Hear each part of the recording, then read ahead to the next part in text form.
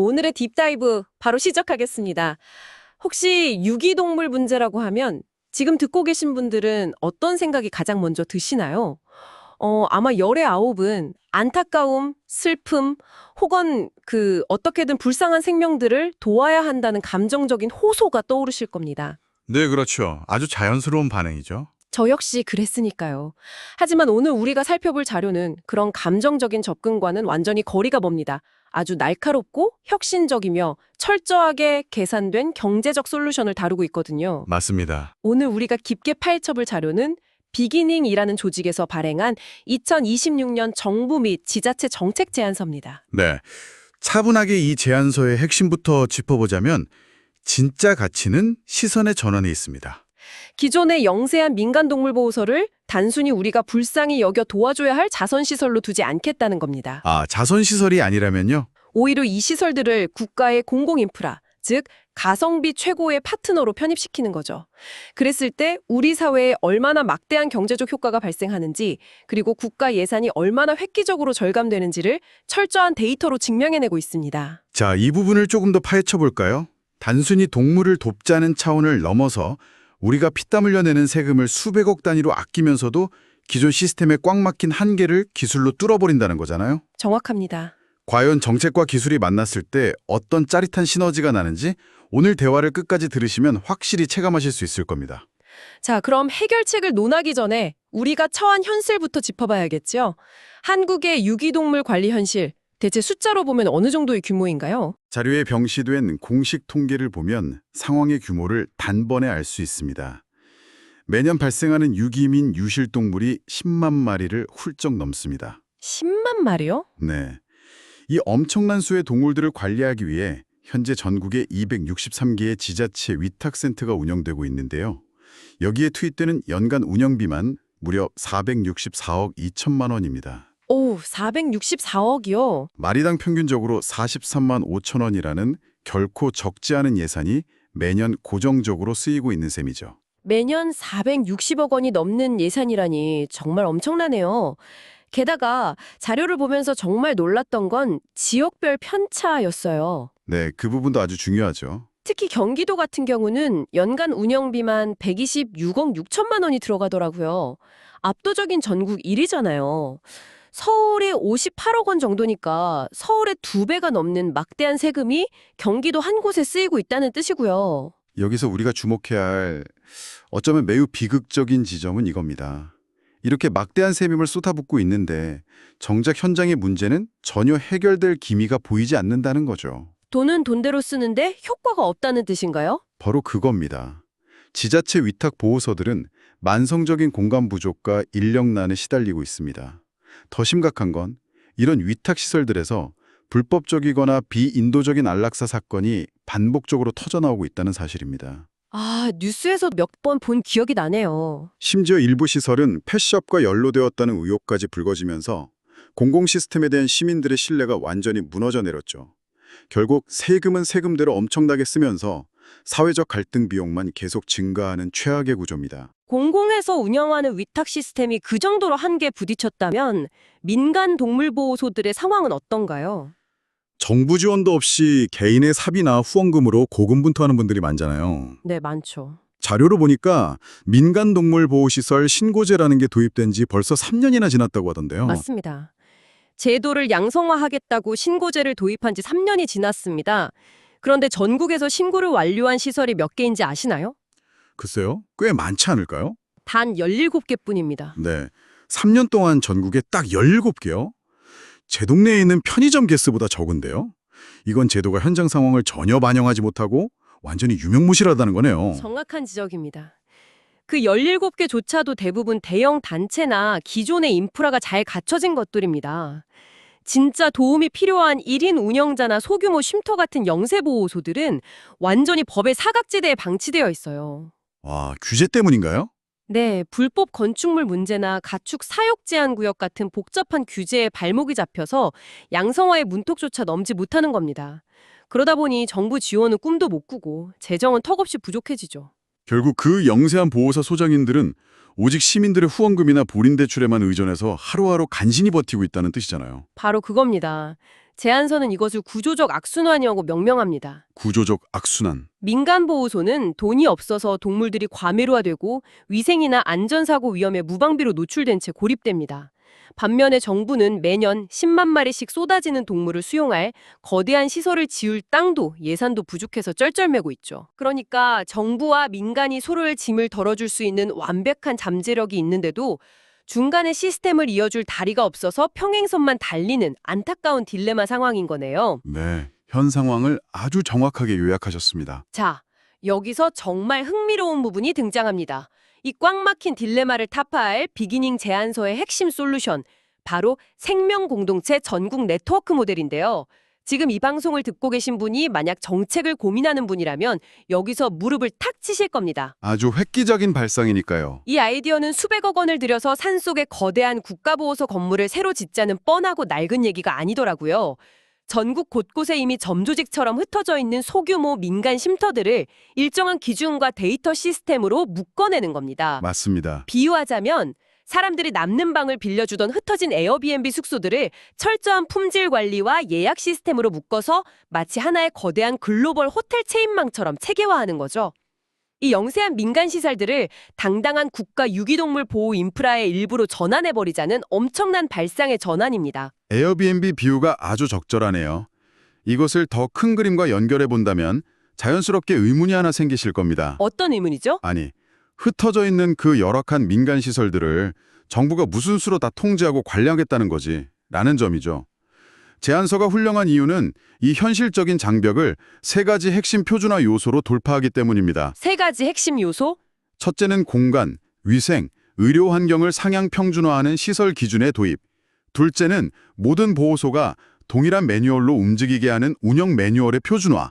그리고 셋째가 가장 강력한 무기인 데이터 관리의 통합입니다. 아, 데이터 통합이요? 네, 농림축산식품부가 운영하는 기존의 국가 시스템, 즉 APMS의 실시간 공공 데이터를 beforeadopt.org라는 단일 공공 플랫폼으로 자동 수집하고 연동시켜버리는 구조입니다. 제가 그 데이터 연동 과정에 들어간 기술적인 디테일들을 보고 정말 깜짝 놀랐습니다.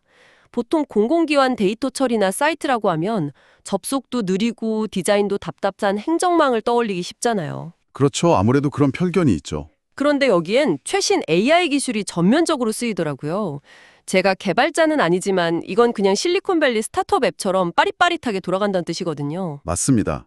기술적 진보가 아주 돋보이는 부분이죠. 예를 들어 길을 가다가 유기견을 발견해서 스마트폰으로 사진을 찍어 올린다고 상상해 보세요. 그러면 딥러닝 기반의 AI 매칭 엔진이 즉각 작동합니다. 구글의 제미나이 같은 AI 모델을 활용하는 거죠. 네, 맞아요. 제미나이. 최대 5장의 다각도 사진을 쫙 분석해서 품종, 색상, 특징을 자동 식별하고 기존 실종 데이터베이스와 대조해냅니다.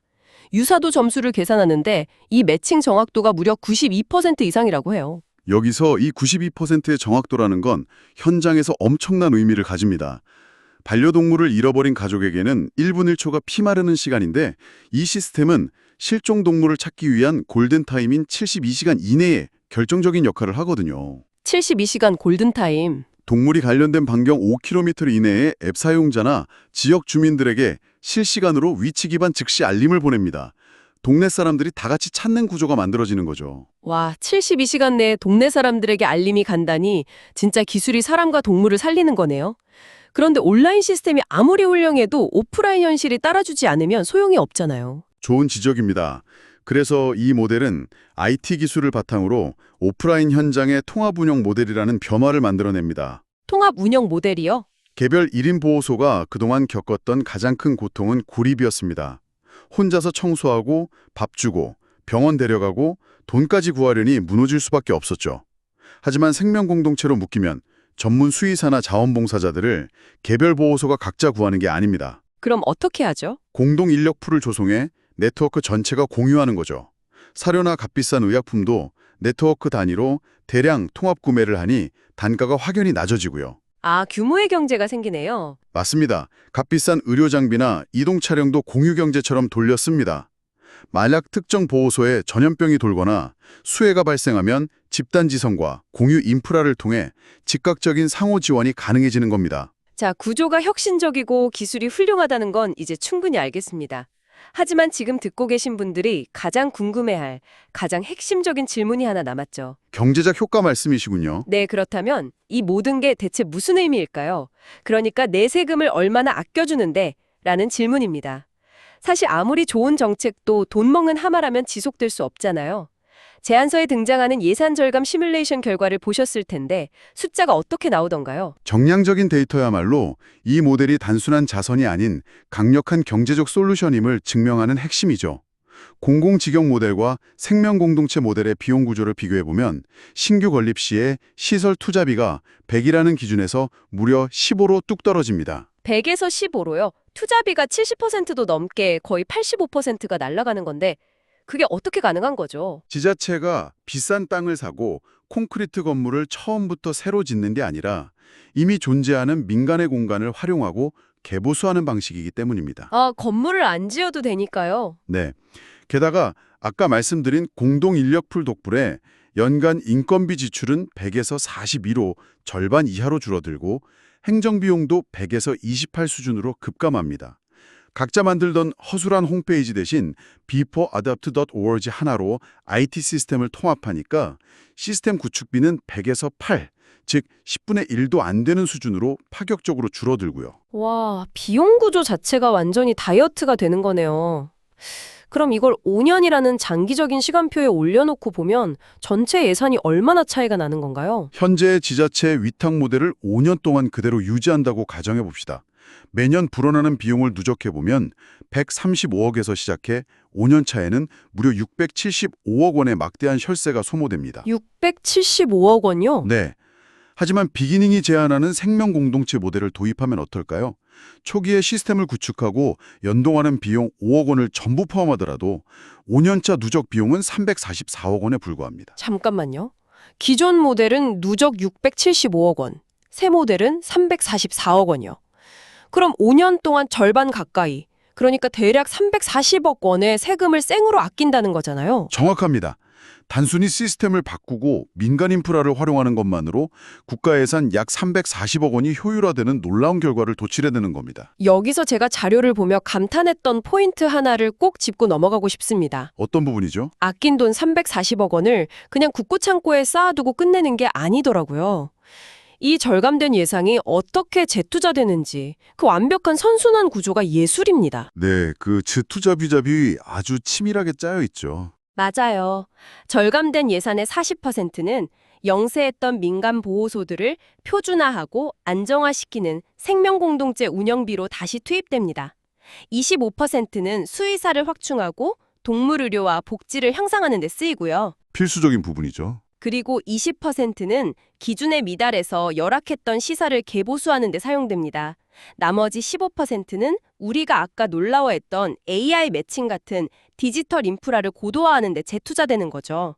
전체 파이는 줄이면서 서비스의 퀄리티는 극대화하는 진짜 마법 같은 구조 아닌가요? 예산 절감과 재투자 구조도 훌륭하지만 이는 매우 중요한 질문을 던집니다. 경제적 효율성을 넘어서 우리 사회 전체에 기여하는 4대 공익가치 중 하나를 조명해 볼 필요가 있습니다. 4대 공익가치요? 보호소를 운영할 때 엄청난 골칫거리자 큰 비용이 발생하는 부분이 뭔지 아시나요? 바로 수백 마리의 동물들이 매일 쏟아내는 배설물, 즉 슬러지입니다. 아, 생각해보니 그렇네요. 그 엄청난 양의 배설물을 처리하는 것도 다 환경오염이고 만만치 않은 비용이 든대요. 맞습니다. 그런데 이 모델은 놀랍게도 그 배설물을 친환경 에너지 전환의 도구로 씁니다. 곤충을 활용해 슬러지를 분해하여 단백질 사료로 만들거나 바이오가스와 퇴비로 변환시켜 탄소 중립 실현에 기여한다는 마스터 플랜이 포함되어 있죠. 배설물이 에너지와 사료가 된다고요? 네, 뿐만 아니라 이런 복합적인 친환경 시설을 지역 농가와 연계해 체험 관광을 활성화시켜 지역 경제를 살립니다. 그리고 주민들을 위한 공공장례 서비스 등을 제공해 주민 복지 확대로까지 이어집니다. 당연히 전 생애를 보호하는 생명 존중의 실현은 기본 베이스고요. 그 시설이 동네의 혐오 시설이 아니라 지역 경제를 돕는 공간이 된다니 들으면 들을수록 정부, 민간 운영자, 그리고 일반 시민 모두가 완벽하게 승리하는 3자 윈윈 모델이라는 생각이 듭니다. 아주 정확한 평가입니다. 저는 특히 그 현장에서 피땀 흘리는 민간보호소 소장님들의 삶이 어떻게 바뀌는지가 너무 공감되더라고요. 통합 운영 모델이 도입되니까 혼자 모든 걸 짊어져야 했던 1인 보호소 운영자의 번아웃 확률이 무려 50%나 감소한다고 합니다. 혼자 감당하던 무게를 시스템이 나눠주니까요. 네, 이 시스템이 결국 동물을 넘어 사람을 살리는 거죠. 게다가 일반 시민들 입장에서도 좋은 게 beforeadapt.org 플랫폼을 통해 내가 낸 후원금 사용 내역이 실시간으로 투명하게 공개됩니다. 기부자의 신뢰를 100% 확보할 수 있는 거죠. 그 결과 입양 효율은 무려 3배나 상승한다는 사실까지 더해지고요. 자, 이제 오늘 우리가 나눈 심층 탐구의 핵심을 요약해 볼 시간입니다. 결국 이 제안서의 본질은 패러다임의 전환입니다. 비기닝의 정책 제안서는 단순히 유기동물을 불쌍히 여겨달라는 감정적 호소가 아닙니다. 철저한 계산이 깔려 있죠. 네, 방치되어 있던 기존 민간 인프라에 최첨단 AI 기술과 데이터 스택을 결합한 겁니다. 이를 통해 정부의 천문학적인 예산 낭비를 막고 복지 수준은 극대화하는 타당성이 매우 높은 스마트 공공 인프라 전환 프로젝트라고 요약할 수 있겠습니다. 오늘 이 시간에 함께 하시면서 여러분은 어떤 생각이 드셨나요? 유기동물 문제가 단순히 동물을 좋아하는 사람들만의 문제가 아니라 우리가 낸 세금이 어떻게 효율적으로 쓰일 수 있는지에 대한 문제라는 걸 체감하셨을 겁니다. 민간의 자발적 노력과 공공정책의 시너지를 잘 보여주죠. 세상을 바꿀 수 있는지 너무나도 훌륭한 사례였습니다.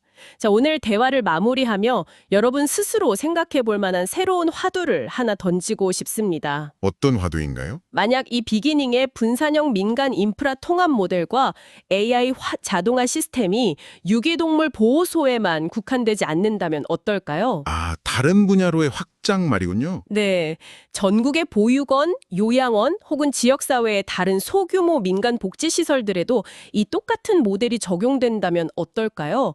우리의 세금과 행정 시스템은 과연 얼마나 더 투명하고 거대하게 진화할 수 있을까요? 정말 흥미롭고 지적 호기심을 자극하는 지문이네요. 이 즐거운 상상과 여운을 여러분께 남겨드리며 오늘의 딥다이브는 여기서 마치겠습니다. 다음 시간에도 여러분의 뇌를 깨우는 새롭고 놀라운 분석으로 찾아오겠습니다.